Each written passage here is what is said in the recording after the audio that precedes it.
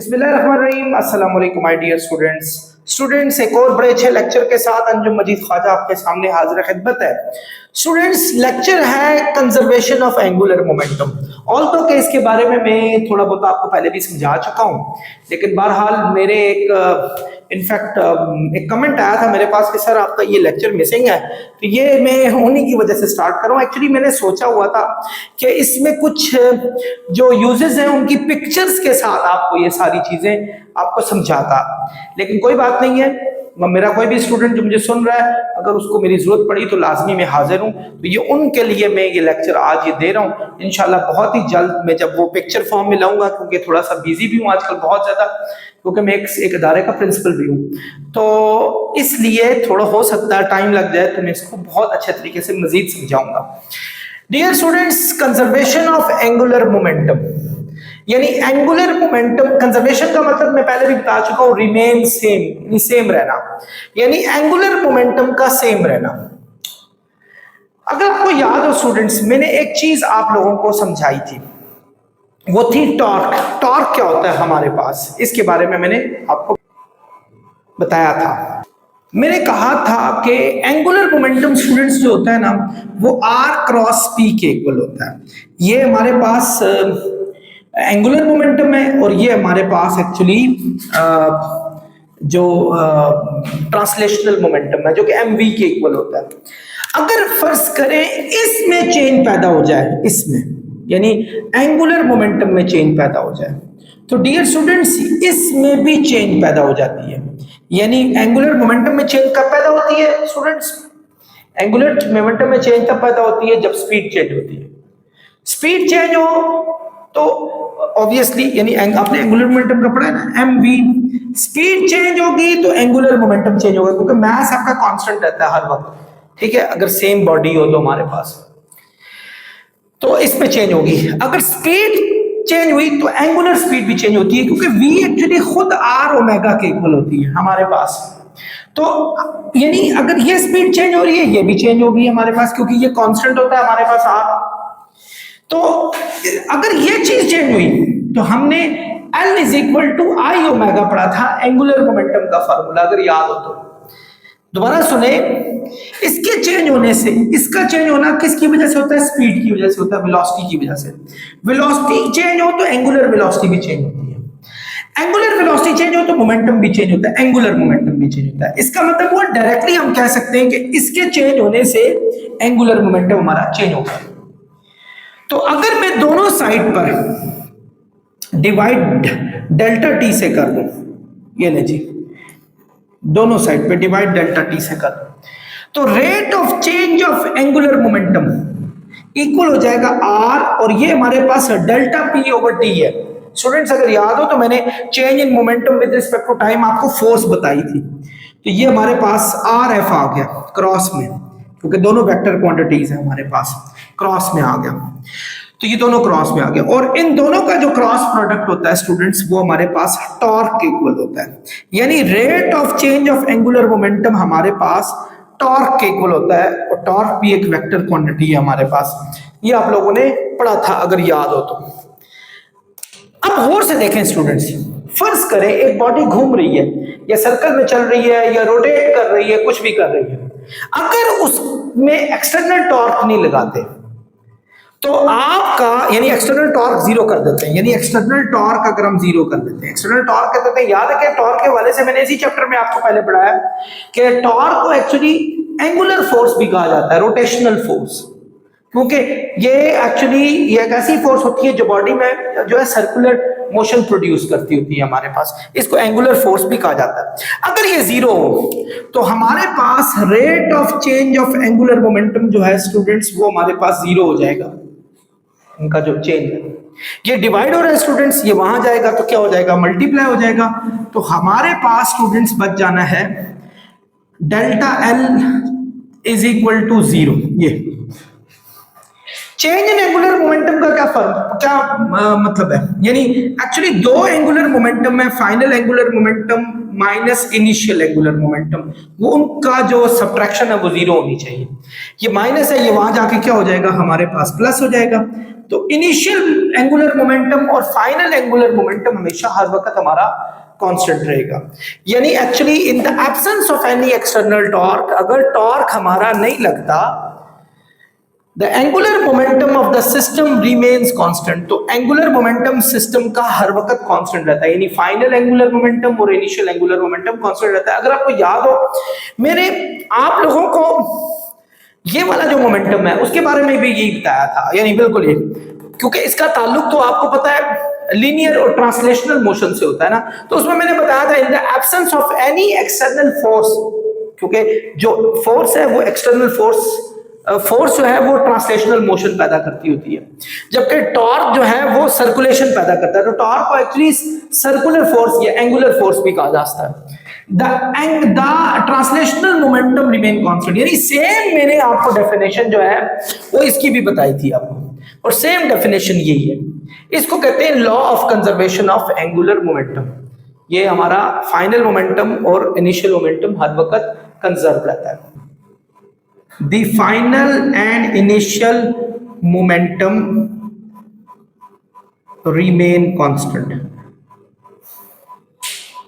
in the absence of if torque हमारे पास zero है। बस ये मैंने शॉर्टकट में आपको लिख दिया, ये तमाम चीजें आपके पास आ जाती हैं। आई होप स्टूडेंट समझ गए होंगे। अब हम इसकी थोड़ी एप्लीकेशंस की तरफ जाते हैं और आप इसको जरा अच्छे तरीके से समझने की भी कोशिश करेंगे। आई होप ऐसा ही होगा। डियर स्टूडेंट्स, एक मैंने शक्ल बनाई है, वैसे मैं शक्ल में बड़ा पैथेटिक हूँ, ये भी एक बड़ी खामी है मुझ में।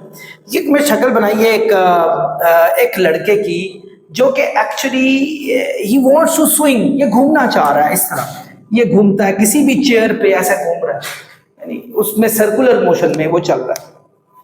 तो इसके अंदर एक एंगुलर मोमेंटम पैदा हुआ है। जब भी कोई चीज घूमती है उसके अंदर एक खास किस्म का एंगुलर मोमेंटम प्रोड्यूस होता है। एंगुलर मोमेंटम स्टूडेंट्स किसके इक्वल होता है? अभी मैंने बताया था आई ओमेगा के इक्वल होता है। ये आई खुद किसके इक्वल होता है? एम आर स्क्वायर के इक्वल होता है। अगर आप इन दोनों फॉर्मूलाज को गौर से देखें, इसको मैंने अभी थोड़ी देर पहले बताया था, मैंने कहा था कंजर्वेशन ऑफ एंगुलर मोमेंटम के हिसाब से आपका ओरिजिनल एंगुलर मोमेंटम और फाइनल एंगुलर मोमेंटम हमेशा कांस्टेंट रहता है। यानी अगर मैं इस आई को वहां ले जाऊं तो omega is equal to L over I होगा। तो ओमेगा जो होगा वो इनवर्सली प्रोपोर्शनल होगा आई के। एक्चुअली इस रिलेशनशिप में जाऊं, आई जिसको मोमेंट ऑफ इनर्शिया कहते हैं, वो डायरेक्टली प्रोपोर्शनल होता है आर स्क्वायर के, क्योंकि मास हमेशा कांस्टेंट रहता है। इस बच्चे का मास हर वक्त कांस्टेंट ही रहेगा। तो एक्चुअली हुआ क्या, ये स्पिन कर रहा है इस वक्त। ये जब स्पिन कर रहा है, देखें इसका अच्छा खासा रेडियस है, यहां से यहां, यहां से यहां, ये बहुत बड़ा रेडियस है इसका। यहां से यहां तक एक रेडियस होता है जो बहुत बड़ा है। अगर रेडियस बड़ा हो जाए, मोमेंट ऑफ इनर्शिया बड़ा हो जाता है। रेडियस अगर आपका ग्रेटर हो जाए तो मोमेंट ऑफ इनर्शिया क्या हो जाता है हमारे पास? ग्रेटर होता है, स्क्वायर में बढ़ जाता है हमारे पास। और मोमेंट ऑफ इनर्शिया के बढ़ने से एंगुलर वेलोसिटी क्या हो जाती है हमारी? स्लो हो जाती है। यानी ये बच्चा घूमेगा जरूर, लेकिन उसकी स्पीड इतनी ज्यादा तेज नहीं होगी। अगर यही बच्चा अपने हाथ को स्क्वीज करके आगे ले आता है, यानी इसको स्क्वीज करके हाथ को मतलब आगे ले आता है, इस हाथ को आगे मतलब ये कमर पर रख लेता है, और यही काम वो इधर करने की कोशिश करता है। यानी अब वो यही घूम रहा है, इसी तरीके से वो स्पिनिंग मोशन में हो रहा है। यानी अभी हमने इसमें किसी किस्म की चेंजेस जो है वो लाने की कोशिश नहीं की। ऐसा नहीं हुआ हमने एक्सटर्नल टॉर्क प्रोड्यूस किया हो, उसी टॉर्क में आप देखेंगे कि इसकी स्पीड जो है वो तेज होनी शुरू हो जाएगी। व्हाई? बिकॉज अब रेडियस इसका कम हो चुका है। रेडियस के कम होने से जो मोमेंट ऑफ इनर्शिया होता है वो हमारे पास क्या हो जाता है? कम हो जाता है। और मोमेंट ऑफ इनर्शिया के कम होने से एंगुलर वेलोसिटी हमारी इंक्रीज कर जाती है। सो ये आपके सामने एक बहुत ही अच्छी एग्जांपल है मोमेंट ऑफ इनर्शिया की। आई होप आप लोग ये बात को समझ रहे होंगे। डियर स्टूडेंट्स, इसी तरह हम एक और एग्जांपल लेते हैं समरसॉल्टर की। ये समरसॉल्टर जो होते हैं, आपने अक्सर औकात देखा होगा कि वो भागते हुए आते हैं और एक तख्ते से ऊपर छलांग लगाकर सीधा पानी में कूदते हैं। कभी आप लोगों ने उनकी मूवमेंट का अंदाजा लगाया? जब वो समरसॉल्टर अपनी इनिशियल पोजीशन पे होता है, मैंने आपको कहा ना कि थोड़ा सा मैं पिक्चर्स बनाने में थोड़ा सा बहुत अच्छी नहीं बना सकता, तो इसीलिए मैं इसके लिए एक चाह रहा था एक अलहदा जो है वो पिक्चर्स मंगवा करना, ये आपको अच्छे तरीके से समझाया जाए। तो इंशाल्लाह ऐसा ही होगा, इसको मैं री लेक्चर आपके साथ करूंगा। तो ये देखें, इस वक्त इसका अच्छा खासा रेडियस है, अगर रेडियस दिया जाए तो आपने अभी पढ़ा था कि जो एंगुलर मोमेंटम होता है वो आई ओमेगा के इक्वल होता है, और अगर मैं आई को यहां ले आऊं तो ये इनवर्सली प्रोपोर्शनल होगा आई के, जो एंगुलर स्पीड है। दूसरा मैंने आपको बताया आई होता है एम आर स्क्वायर के, रेडियस के डायरेक्टली प्रोपोर्शनल होता है हमारे पास मोमेंट ऑफ इनर्शिया। यहां इसका रेडियस बड़ा था, इसको कोई किसी किस्म की स्पिन नहीं मिली, इसने कोशिश की हल्की फुल्की स्पिन से जा रहा है, लेकिन जब इस पोजीशन पे पहुंचा इसका रेडियस बहुत छोटा हो गया, यानी बहुत छोटा एज अ होल। जैसे अब अगर आप इनसे कंपेयर करें, रेडियस छोटा हो, मोमेंट ऑफ इनर्शिया आपका क्या हो जाता है, छोटा हो जाता है। तो मोमेंट ऑफ इनर्शिया अगर छोटा हो जाए तो एंगुलर स्पीड ज्यादा हो जाती है, तो इसको यहाँ अच्छी खासी स्पिन मिल रही होती है, यहाँ अच्छी खासी स्पिन, यहाँ इसकी स्पिन इतनी शानदार नहीं होती। ये स्पिन होता होता जैसे ही अपने एंडिंग पॉइंट पर वाटर के करीब पहुंचता है तो ये अपने फुल बॉडी को स्ट्रेच कर लेता है और इसको एक्स्ट्रा समरसॉल्ट मिलती है, तो ये इसको फायदा हो जाता है। बिल्कुल जिम्नास्टिक वाले जितने भी करतब दिखाने वाले होते हैं वो भी ऐसा ही कर रहे होते हैं। What do? They actually go at the position and they start spinning, वो भी इतना स्पिन करते हैं, और स्पिन करते करते वो जब इस पॉइंट पे पहुंचते हैं, वो ऊपर वाले पॉइंट पर वो अपनी बॉडी को बेंड कर लेते हैं, और बेंड करने से उनका रेडियस डाउन हो जाता है, जिस वजह से उनको स्पिन अच्छी खासी मिलती है। फिर जैसे ही वो लैंड करते हैं वो सब कुछ खोल देते हैं और उनकी स्पिन बंद हो जाती है और वो इजीली अपनी पोजीशन पर लैंड कर जाते हैं। तो ये तमाम चीजें बताती हैं कि हमारा जो एंगुलर मोमेंटम है वो हर वक्त कांस्टेंट होगा। डियर स्टूडेंट्स, मेरे माइंड में एक चीज आई, मैं कहा चले आपसे बताता हूँ। एंगुलर मोमेंटम के कंजर्व रहने से कभी आप लोगों ने एक चीज सोची कि हमारी जमीन स्पिन कर रही है, और इसका जो स्पिनिंग का जो टाइम होता है वो 24 आवर्स में ये कंप्लीट करती है, अपनी रेवोल्यूशन अपनी रोटेशन कंप्लीट करती है। अगर कभी ऐसा हो जाए कि हम अपनी जमीन को स्क्वीज करके 1/2 कर दें, आधा कर दें, तो इसकी रोटेशन में क्या फर्क पड़ने वाला है, इसको भी मैं आपको एंगुलर मोमेंटम से ही समझाऊंगा। आमतौर पे ये क्वेश्चंस बहुत दफा मैंने देखा है, ये बड़ा इंपॉर्टेंट क्वेश्चन है जो आ जाता है। फर्ज करें अगर टाइम इसका 24 आवर्स है और इसका ओरिजिनल रेडियस जो है वो r है, और हम इसका जो सेकंड रेडियस यानी रिड्यूस करके इसका रेडियस 1/2 ऑफ r कर दें, तो मुझे बताएं इसका टाइम 2 कितना होगा। ये आप लोगों को अगर पता चलाना हो तो क्या करेंगे। डियर स्टूडेंट्स, आप जानते हैं कि एक जमीन जब घूम रही होगी तो उसके घूमने में जो उसका एंगुलर मोमेंटम है वो हर वक्त कांस्टेंट रहेगा, यानी इनिशियल एंगुलर मोमेंटम और फाइनल एंगुलर मोमेंटम दोनों कांस्टेंट होंगे, यानी I1 ओमेगा 1 और I2 ओमेगा 2 कांस्टेंट होंगे। स्टूडेंट, ये जमीन है, जमीन होती है स्फेरिकल शेप की। स्फेरिकल शेप का जो आपके पास एंगुलर मोमेंटम होता है उसका फॉर्मूला होता है 2/5 mr²। ये याद रखिएगा, मोमेंट ऑफ इनर्शिया में पढ़ लीजिएगा। तो ये हो जाएगा 2/5 m1r1², और ये ओमेगा 1 है, ये ओमेगा 1 है स्टूडेंट्स। ओमेगा 1 होता है 2π/t1, क्योंकि t1 टाइम 1 है। ये स्क्वीज होने से पहले है एंगुलर मोमेंटम। स्क्वीज जब हाफ हुई तो एंगुलर मोमेंटम हो जाएगा 2/5 m2r2 का स्क्वायर और 2π/t2, ये हो जाएगा हमारे पास। स्टूडेंट्स, 2/5 मल्टीप्लाई हो रहा है, वहां जाके डिवाइड होकर कैंसिल हो जाएगा। अच्छा, मैथ कांस्टेंट रहता है, ये मैंने मैथ कांस्टेंट कर लूं, मैथ 1 और मैथ 2 हमारे पास मैथ के इक्वल होंगे, क्योंकि हमने मैथ को कम ज्यादा करने की बात नहीं की, हमने एक्चुअली जमीन को स्क्वीज करके उसकी डेंसिटी को बढ़ा दिया, उसके मैथ को कम, उसके रेडियस को कम कर दिया हमने। तो ये m है, ये r है। r1 का नाम हमने r रखा हुआ था, यानी r² हो गया, ये 2π है। t1 हमारे पास 24 आवर्स है, ये 24 आवर्स। इसी तरह m2 हमारे पास क्या है, वही मैथ है, R2 क्या नाम रखा था, ये R2 हाफ रेडियस, यानी ओरिजिनल रेडियस का आधा कर लिया, यानी इस जगह पे हाफ रेडियस का स्क्वायर कर लो 2 पाई, और ये T2 हमने फाइंड करना है कि टाइम क्या होगा। स्टूडेंट्स m मल्टीप्लाई हो रहा है, यहां जाके डिवाइड इससे कट जाएगा, 2 पाई से कट जाएगा। ये R स्क्वायर है, ये 24 आवर्स है, ये 1/2 का स्क्वायर हो जाएगा 1/4 R स्क्वायर, ये हो जाएगा 1/T2, ये आ जाएगा। R स्क्वायर कैंसिल हो गया। स्टूडेंट्स ये देखें 24 आवर्स यहाँ डिवाइड हो रहा है, वहां जाके मल्टीप्लाई, T2 यहाँ आ जाएगा, T2 को यहाँ ले, 24 आवर्स वहां चला जाएगा, 4 6 are 24, तो T2 6 आवर्स, यानी इसका मतलब है कि हमारी जमीन, स्टूडेंट्स देखें नजर आ रहा है ये, हमारी जमीन 6 घंटे में अपनी रोटेशन कंप्लीट करेगी।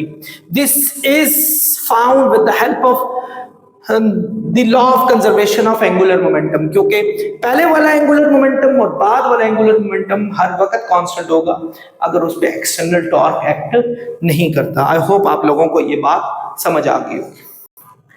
Law of conservation of momentum की एक और बड़ी अच्छी एग्जांपल है, that is gyroscope. Students gyroscope एक ऐसी डिवाइस है जो कि law of conservation of momentum पे, एंगुलर मोमेंटम पे चल रही होती है। एक्चुअली इसमें एक व्हील होता है जो स्पिन करता है। अक्सर का जैसे आपने देखा होगा, आई विश कि ये मैं आपको चीजें दिखा सकता, मैंने इसीलिए ये लेक्चर बाद में रखा था कि आपको एक जायरोस्कोप दिखाकर उसकी परफॉर्मेंस दिखाता। तो बहरहाल आपने अक्सर का देखा हो, जैसे व्हील और एक्सल आपके जो साइकिल्स के होते हैं, जब आप उन्हें स्पिन करवाते हैं वो स्पिन होना शुरू हो जाते हैं। अगर दो साइड से पकड़े हुए हो, अगर आप एक साइड से एक्सल पकड़ लें तो व्हील आपका जो है ना वो एक जगह पे नीचे गिर जाएगा। बिल्कुल जायरोस्कोप भी एक किसी पिन पॉइंट पे नस्ब हुआ होता है किसी पॉइंट पर, और अगर जायरोस्कोप को नहीं आपने सर्कल किया तो क्या होगा, ये नीचे की तरफ जो है वो गिर जाएगा, फॉल कर जाएगा अपने वेट की वजह से, ये अपने वेट की वजह से नीचे गिर जाएगा हमारे पास। अगर हम इसको सर्कल करवाते तो ये सर्कल करते करते ये स्पिन होना शुरू हो जाएगा हमारे पास, ठीक है। Consist of wheel move freely on axle, एक व्हील होता है जो किसी एक्सल, यानी एक्सल है उसके ऊपर व्हील होता है जो नस्ब होता है, ये उसके गिर्द जो होता है वो क्या कर रहा होता है, घूम रहा होता है। इट रिक्वायर, ऑब्वियसली हर किसी में एंगुलर मोमेंटम पैदा करने के लिए आपको टॉर्क लाजमी चाहिए होता है। तो आप जब उसको टॉर्क पैदा करते हैं तो ये मूव करना शुरू करता है, और टॉर्क पैदा करने के लिए हमारे पास ग्रेविटेशनल फोर्स होती है जो उसमें टॉर्क प्रोड्यूस कर रही होती है। जायरोस्कोप घूमता है और ये हमारे पास किसी भी टिल्टेड जगह पे रख दिया जाए तो ये उसी की ग्रेविटेशनल फोर्स की सिमत में हमारे पास जो है ये मूव करना शुरू कर देता है सारे का सारा।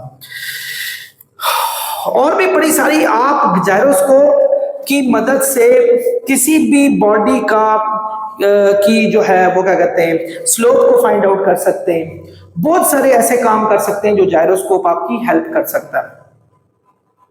जमीन में ऊपर स्पेस पर जब आप जायरोस्कोप को नस्ब करते हैं किसी भी पॉइंट पर, तो वो जमीन की रिलेटिव मोशन के हिसाब से अपनी मोशन जो है वो कायम रखता है और जमीन की ओरिएंटेशन को भी वो डिस्कस करता है। तो जीपीएस सिस्टम में इसका बड़ा ही है एक अहम किरदार होता है। इसी तरह आपके स्मार्टफोन्स हो गए, ड्रोन्स हो गए, एरोप्लेन्स हो गए, आपके हवाई जहाज एक सिमत में जा रहे होते हैं और वो किस तरह टिल्ट कर रहे हैं, कहाँ जा रहे हैं, तो gyroscope could tell each and everything, क्योंकि वो भी उसी के मुताबिक जो है जायरोस्कोप अपनी जो एंगुलर मोमेंटम है वो अपना जारी रखता है। तो इसके बहुत सारे फंक्शन है, लेकिन मैं स्टूडेंट्स ये कोशिश करूंगा कि इसका एक लेक्चर पूरा बनाऊं जिसमें जायरोस्कोप ला के और मैं पूरा बताऊंगा कि अगर टॉर्क किस डायरेक्शन में हो तो आपका एंगुलर मोमेंटम किस डायरेक्शन में प्रोड्यूस होगा। फिलहाल अभी तक के लिए मैं इसमें यही बातें आपको बता सकता था। इसके अलावा भी स्टूडेंट्स बहुत सारी एप्लीकेशन हमारी law of angular in fact law of angular momentum के साथ जुड़ी हुई है। टोस्टिंग रोटेटिंग सिस्टम, फर्ज करो स्टूडेंट्स एक ऐसी डिवाइस है आपके पास जो हर वक्त रोटेट कर रही है और उसके ऊपर आपने कोई बॉडी, जैसे फर्ज करो बीकर रख दिया है ये, और उसमें आपका पानी मौजूद है और बीकर भी उसी ओरिएंटेशन के साथ घूम रहा है हमारे पास। और अगर फर्ज करें हम बीकर के अंदर मजीद फ्लूइड डालना शुरू कर देते हैं तो आप देखते हैं ये स्लो डाउन होना शुरू हो जाएगा, कोस्टिंग रोटेटिंग सिस्टम में स्लोनेस पैदा होनी शुरू हो जाएगी। This is also because of angular momentum, ये भी एंगुलर मोमेंटम की वजह से, law of conservation of angular momentum की वजह से ही हुआ। क्यों? आपने अभी पढ़ा था कि एंगुलर मोमेंटम होता है आई ओमेगा के, यानी अगर मैं आई को यहां ले आऊं तो ये इनवर्सली प्रोपोर्शनल हो जाएगा मोमेंट ऑफ इनर्शिया के। बिल्कुल इसी तरीके से हमारे पास जो मोमेंट ऑफ इनर्शिया होती है वो एम आर स्क्वायर के इक्वल होती है। स्टूडेंट, जैसे ही आप इसमें पानी और ऐड करना शुरू कर देते हैं, वाटर का मास हैवी करते हैं, तो मोमेंट ऑफ इनर्शिया भी बढ़ जाता है, क्योंकि moment of inertia directly proportional होता है मास के। अगर रेडियस कांस्टेंट हो तो, रेडियस तो कांस्टेंट है उतना ही है, तो मास के डायरेक्टली प्रोपोर्शनल होता है। मास के बढ़ने से मोमेंट ऑफ इनर्शिया बढ़ा, मोमेंट ऑफ इनर्शिया के बढ़ने से एंगुलर स्पीड स्लो होगी। आप लोगों ने अक्सर कहा वो जो झूले होते हैं जो सर्कुलर घूम रहे होते हैं, वो तेजी से घूम रहे हो, आप एकदम छलांग लगाकर उसके अंदर बैठ जाएं तो आप देखेंगे कि आप खुद भी स्लो डाउन होना शुरू हो जाएंगे। रीजन क्या है? Conservation of angular momentum. जैसे ही आप ऐड होंगे उस रोटेटिंग सिस्टम पर मास बढ़ जाएगा, जिससे मोमेंट ऑफ इनर्शिया इंक्रीज हो जाएगा। मोमेंट ऑफ इनर्शिया के इंक्रीज होने से आपकी एंगुलर स्पीड कम हो जाएगी। डियर स्टूडेंट्स, इन तमाम एप्लीकेशंस के साथ मैं आपसे, बल्कि एक मुझे और याद आ गई, डंबलर। आपने अक्सर कहा देखेंगे डंबलर, अगर डंबल्स यहां रखकर और एक सर्कुलर में घूमना शुरू हो जाए तो वो स्पिन तो कर रहा होता है क्योंकि उसका रेडियस काफी बड़ा है। रेडियस के बड़ा होने से मोमेंट ऑफ इनर्शिया बढ़ता है, मोमेंट ऑफ इनर्शिया के बढ़ने से एंगुलर स्पीड कम हो जाती है।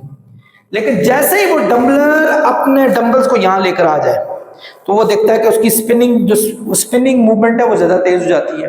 रीजन, रेडियस के कम होने से मोमेंट ऑफ इनर्शिया कम हुआ, मोमेंट ऑफ इनर्शिया कम होने से एंगुलर स्पीड ज्यादा हो जाएगी। तो this is because of law of conservation of angular momentum. आज तक के लिए स्टूडेंट्स बस इतना ही। नेक्स्ट लेक्चर तक आप लाजमी तैयार रहिएगा। तो बहरहाल इसमें कुछ चीजें थी जिनको मुझे डायग्राम से प्रूव करना है, जिनमें जायरोस्कोप एक बड़ा इंपॉर्टेंट है। वो जब तक मेरे पास जायरोस्कोप नहीं होगा मैं आपको उसकी एक्चुअल मूवमेंट नहीं बता सकूंगा। ना ख्याल रखिएगा।